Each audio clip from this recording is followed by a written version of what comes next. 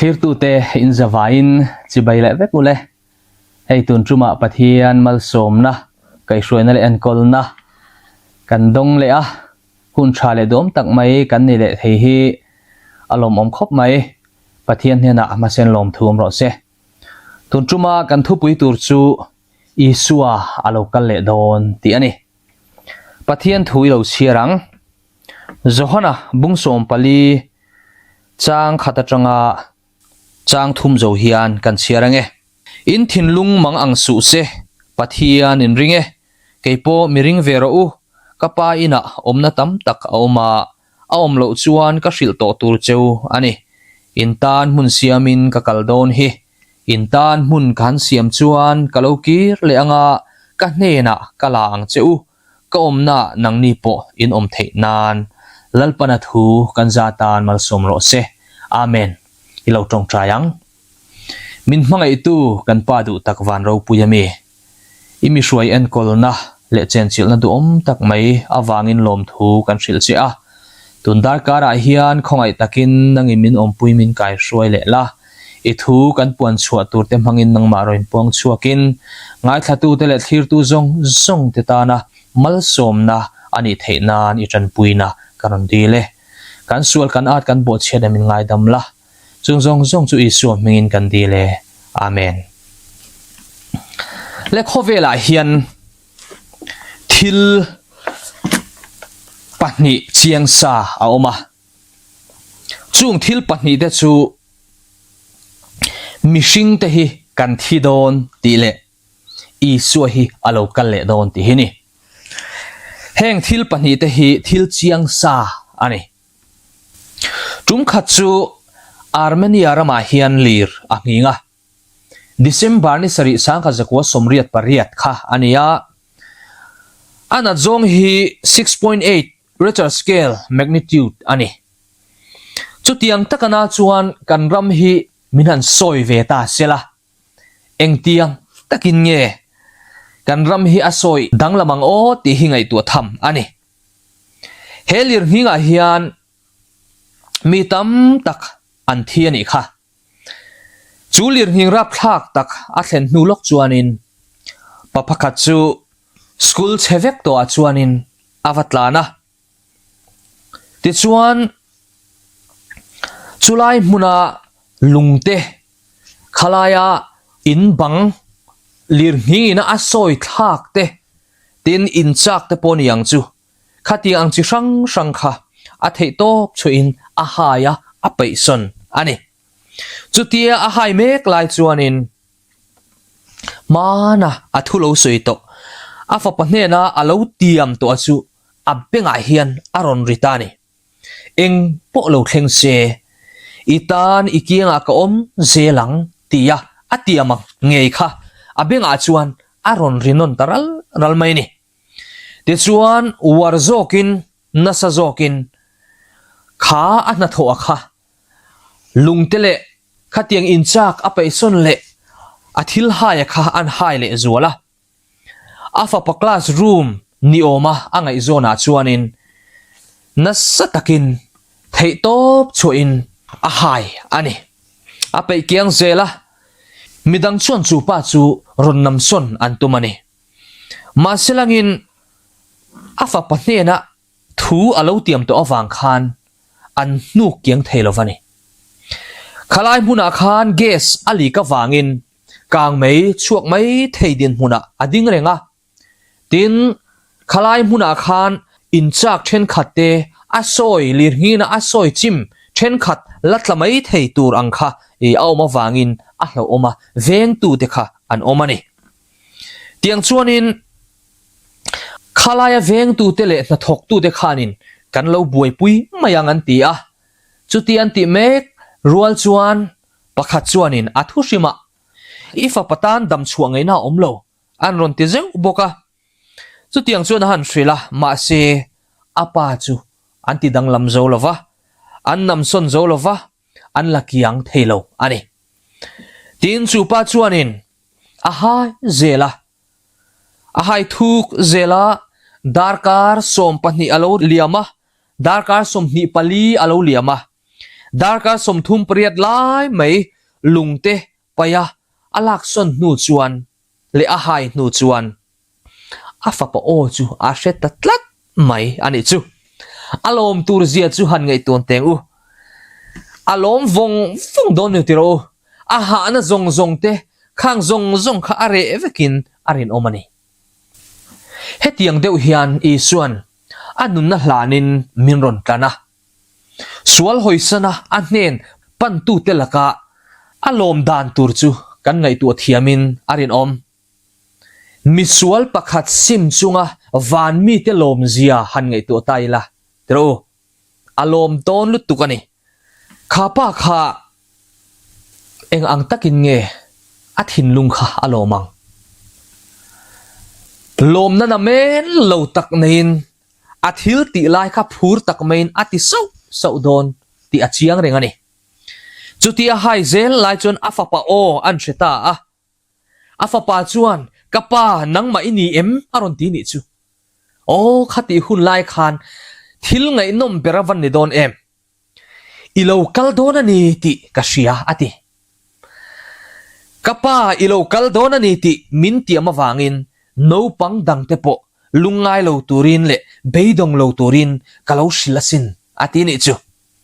chu pa chuan hemini hian no pang som pali lai mai chu a chan chuak ta ani o khapa kha beidong ta sela engtin nge ni ta ang khang no pang zong kha an boral vek don ani tero kan pathian poi hetiang chi mai hian voitam tak suala kan tluk san nuwa hian min beidon san tamai sela engtin nge kan ti ta kang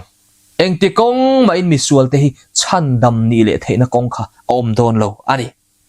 chu wang chuan kan chan hi a hlua alom om tak zet ani chu tiang chia chun I sual lo kal le na hi atak nge ani don ani ti hi kan chian apoi mo khop mai kan chian ringot po ni lo kan nun pui angai he no pang hian apa chu alo kal le nge don ani ti achianga aringa anun puya no pang dang te po chu kapa aron kal dona chu wang chuan lungai su o beidong su kapa aron kal dona nia alo ti ve ni chu ti chuan apa chu ron thleng nge ya an vai no pang som pali lai mai chu chan him an lo ni ta ni unau te o hetiang hian ka soita ang khan lali suwa krista local le na hi kan chianga kan nun pui bok tur ani no pang te ang khan he khovela kan cham chung hian mi engzat nge I suwa local le hunatan kan lo bua sei vele apoi mo khop mai tera u khano pangte khan anun pui tla tuna hian ani na taka chuan kaini ring tu te hi I suwa local le na tur hi ngak hlel tak hi kan ang lo em mai ni kan nun dan te kan hoi her kan trong kam kan thil ti du dan te hi kan thil chin than te po hi niang chu kan la khovel tak zedani unau te o mi te nen thleng phak tur chuan keima ni nge hi kan kal chu angai chu tiang bokin keima ni nge in kan nun pui masak angai ni nun pui mi asilova I suwa local le na tur anga keima ni in bua sei chuang lo nun pui chuang silova I suwa local le don tia mi te na chan chin tha vashil rik ngothian omzia anei lovani kan nun pui angai ani chu lali su krista local le na tur chu achiang sia thutiam nge tak mai kan nei sia chu wang chuan a local le na ngak tu te kan ni mek lai hian kan nuna mi ten I suwa local le na ngak tu ni om takin ni omin po kan tiang chu tiang chuan min murengem le kanin ngai tu angai ani korin thon khat bung som panga chang som pakwa chuan tun dam chung chawa krista chunga beiseina kan nei chuan mi zonga khongai thak per kan lo ni ang atini chu wang chun eli su krista he khovel dam chunga chau ni lovin thi nupia lama chatuan rama kan la le len dun pui tur alani chumi chu kan be sei phak angaya tumda kan soi to ang khan he khovel choi moina ain vana choi moi kan ni na tur kan thlir tur ani kan ti ang khan lali suwa krista lo kal le na chatuan ram lo thlen hun tur hi kan thlir thin tur ani isuan zirtir te hena ashil khan an ringa tin an poma tin keini pon kan ringin kan pom ve angai ani chuwang chuanin zirtir te ang khanin isua lo kal le na tur hi anuna nun pui kan ngai ani anni po khan an nun puya isua lo kal na tur kha an lo ngak ani ngak chungin nun pui chungin chanchin tha an thril zel ani kha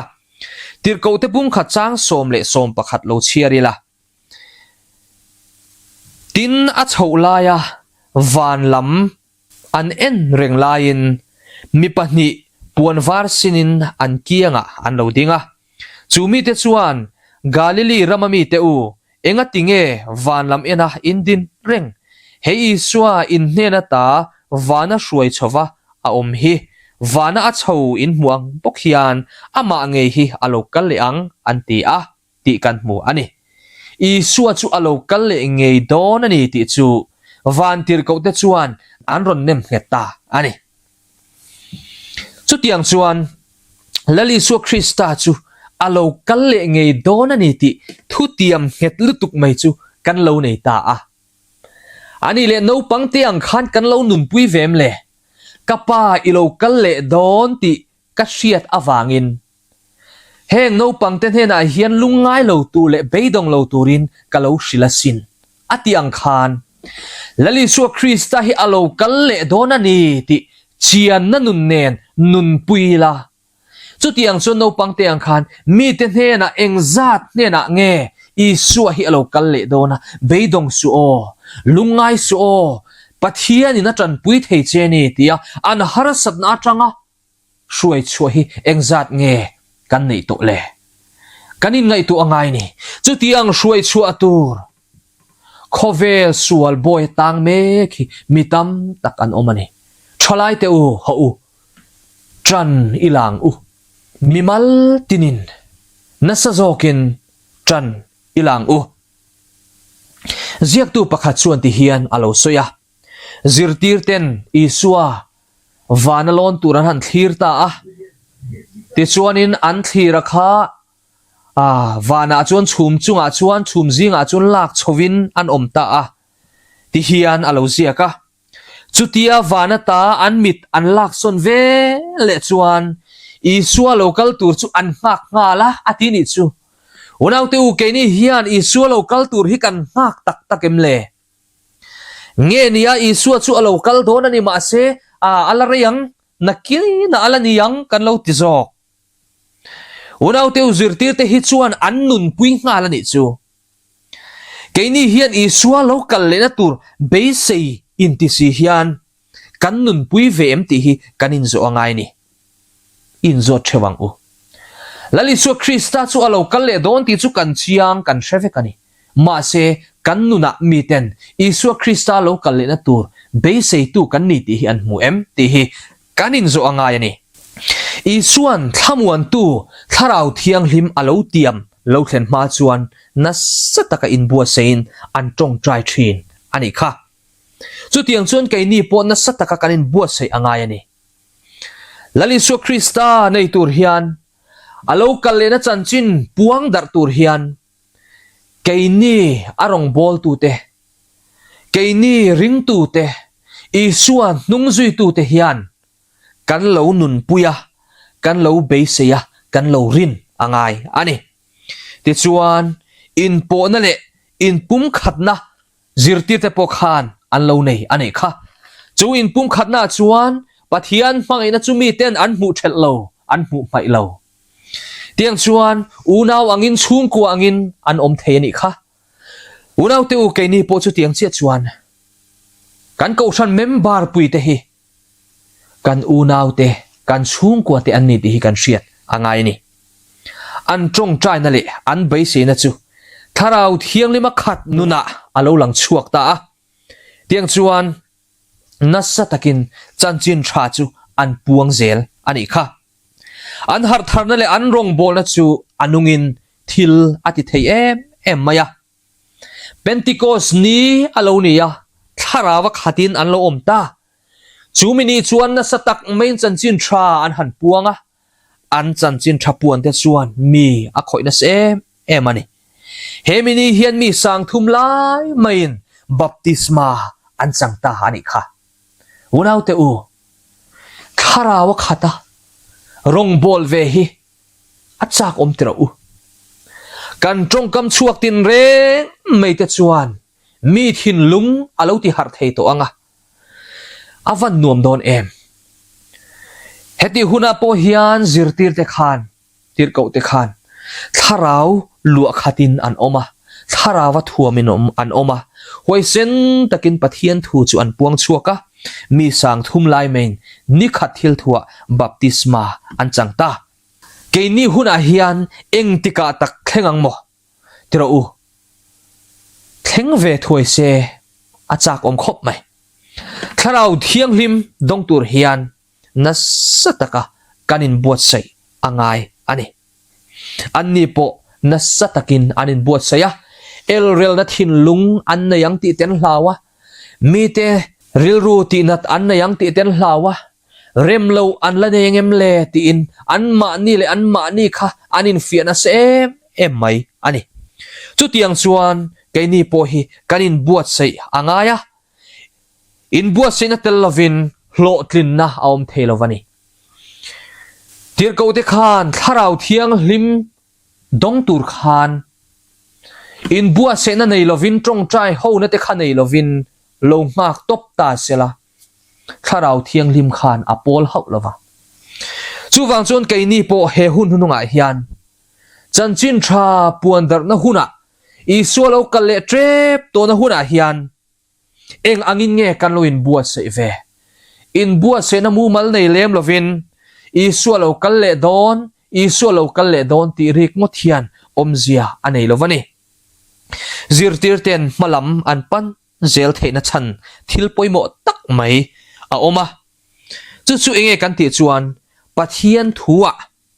thu taka zung an kaya tin shillok na thu an ngai poimo ani tin pakhat le chuan pathian chu atakin an tong ani chu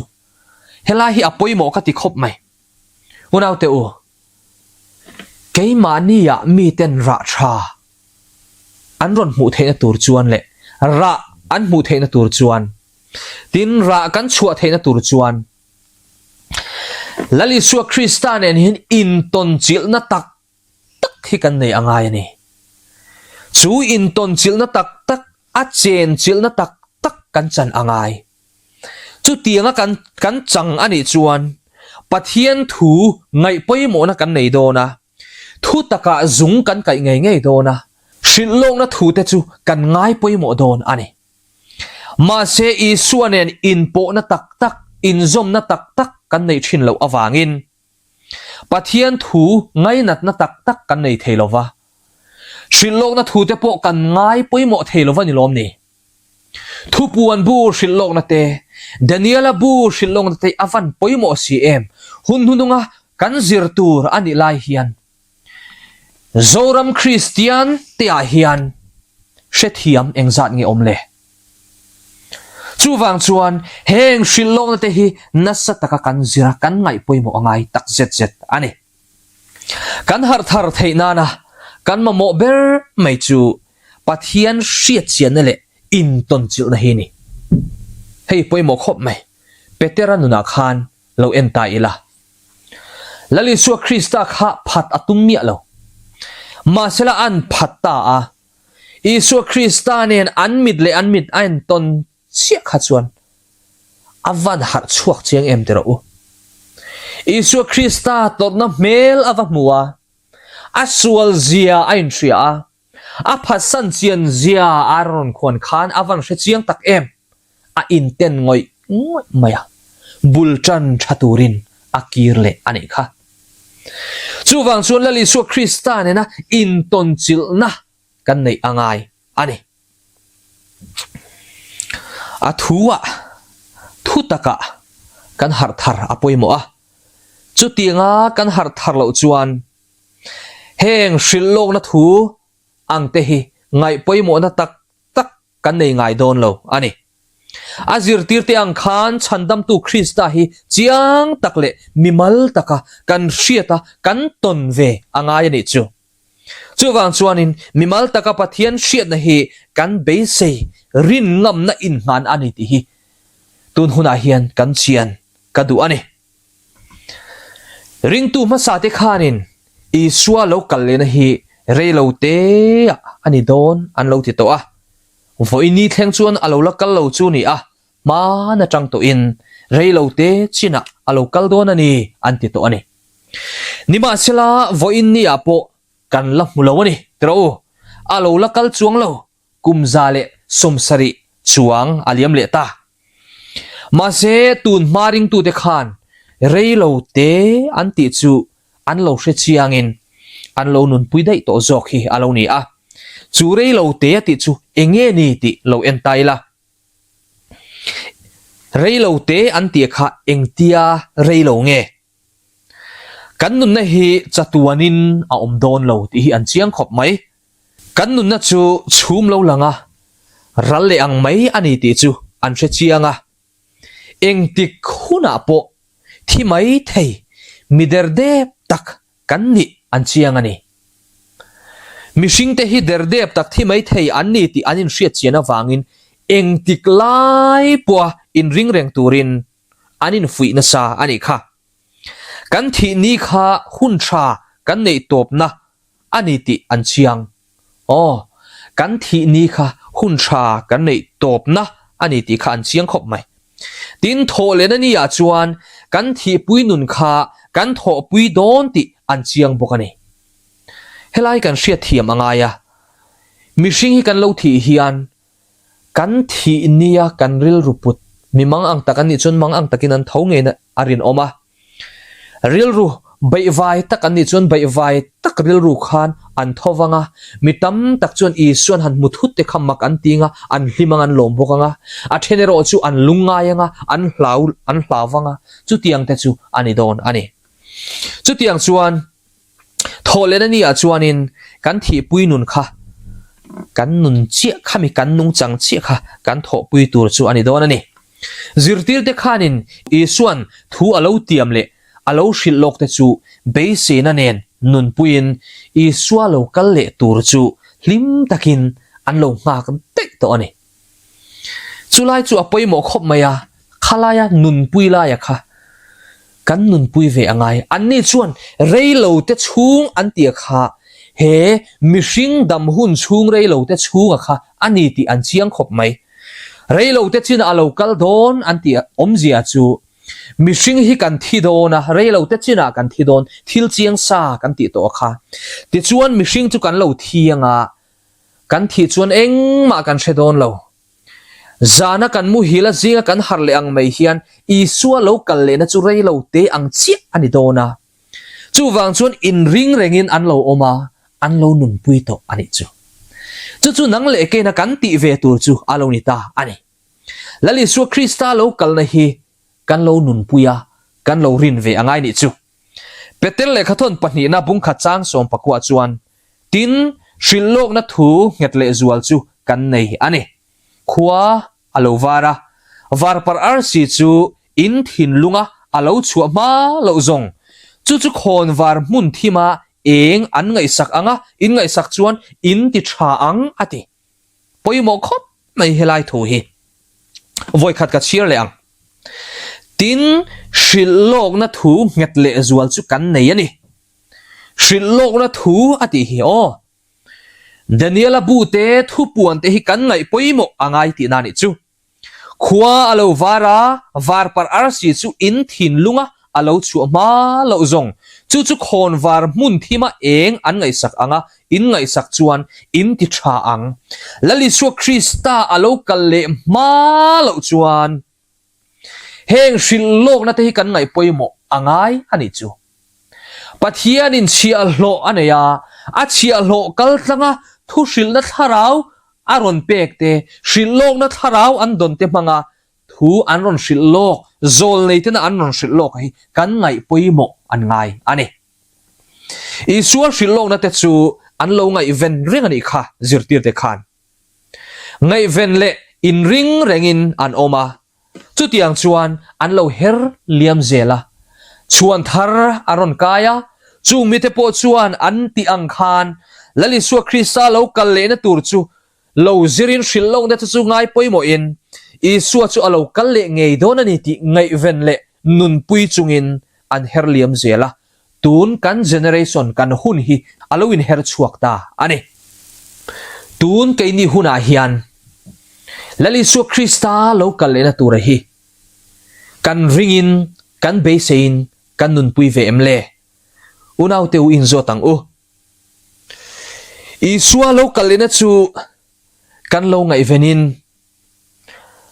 beisein na nung nen eng tiklai po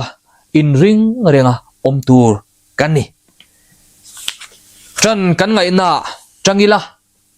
mason kan ngai na mason turin beila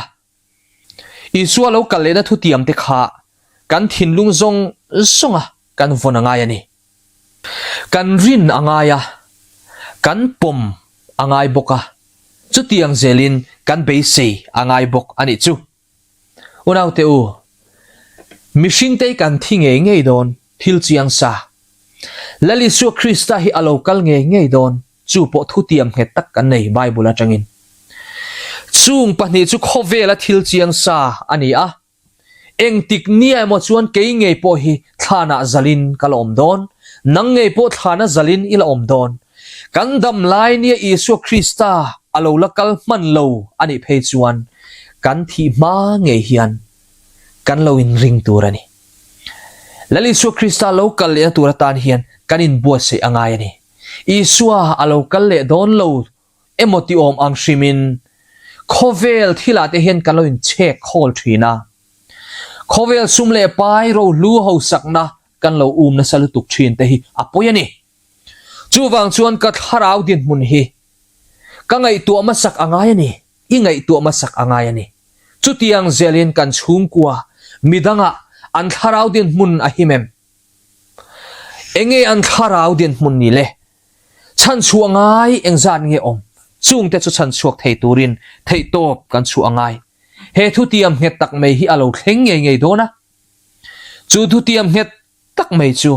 nang le ke hian kan nun pui angai ani beisei chok lova ringa nun pui angai ni chu ngak tu chan ram tiang hian kan soyanga officer chuan driver ani thin ani room kha chu officer pakhat chuan a driver hne na chuan naktu ka dar ku a bazar turin miron shwai don nia atita a ti chuanin dar ku chuak thei turin driver chuan chu thu chu avong rengani ti chuan avong renga a ring boka anun puita a atu kalonia dariat le chan vea chuan chu driver chu an ho tu pa kota chuan motor nen chuan in peisa diamin alo ding ngal thap mai ni chu driver kha in siam buayangai to mi lo ti chuanin officer chu aron manta a dar kuwa aron ni chuan motor in peisa dia ma chuan anon luta bazara chuan an kalta ani chu tiang deuh che chuan nang le ke po hi in ring renga kan lo om sa angai ngak tu chan ram chu enge in peisa in ring sa tun huna po hian lali su Krista chu lo kaling khovel hi top thut po ni se anena shuai chho ve thei tura kan lo in ready sa kan lo in peisa angai ni chu chu ngak tu chan ramani ma se unaw te han ngei tu teng u Christian ram inti zinga hian Christian inti te hian lali su Krista hi eng anginge kan nga le kan ngak tak takem kan ngak tak takani chon kan dun pui nge nge don ka in ring sa ka in pe sa kan tingam don ani tu huna hian ani le lawin zot te u lali suwa Krista lo kalta se i in pe to em i sum don na itna i engkim mai kha i chan phal me wang mo lali suwa Krista lo kal le na turatan hian unaw te u kanin buat sai angai tak zet zet ani no pangin kapa ilo kal don ani ti kasya ati ang khan lali suwa Krista hi alo kal don ani ti chian na thinlung taka chian hi kan nei angai ani kaini po isu kan tan ilo kal don ti kan sia min ti ama wangin kan ti theu thei don lom ni lali suwa Krista local lena tur hi chianga ringa nun pui tur kan ni isu local lena tura hian be se na nung nei theu ila in bua se theu ila kan thlen sina tang hian ma son zelela be se na nung nen ho u lali suwa Krista local lena tur chan chin thra hi ipuang zelanguti in kanin som ani lalpan athu kan zatan mal som ro se amen